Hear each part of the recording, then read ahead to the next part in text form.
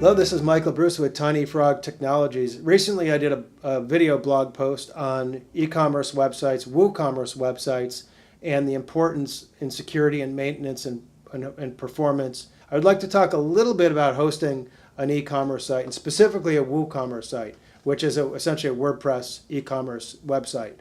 WooCommerce sites and e-commerce sites in general tend to be much larger websites, meaning the databases are much larger, meaning that they store much more data.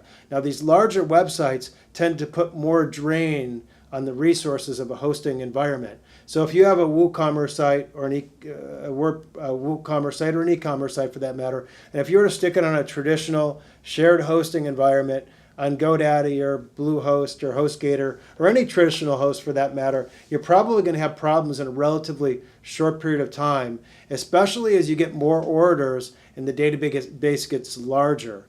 It'll put a strain on the resources of the hosting environment, and one of which it'll cause the site to slow down, which is typically the most common thing that happens. Secondly, it'll make the site potentially more vulnerable to hackers.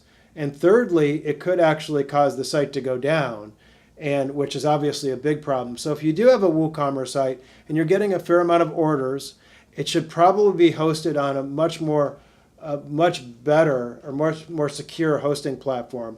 We maintain quite a few WooCommerce sites at this point. We host and maintain all of our WooCommerce sites on servers at WP Engine, which is a much more robust hosting platform that's specifically designed for WordPress and WooCommerce. So if you have an e-commerce site or a WooCommerce site, I would recommend having your developer run some speed tests on the site to see how fast the site is and how well it's performing. And if you have if you'd like to have that done, we can do that at no cost. And those results will help to determine whether or not the hosting environment is properly supporting the website.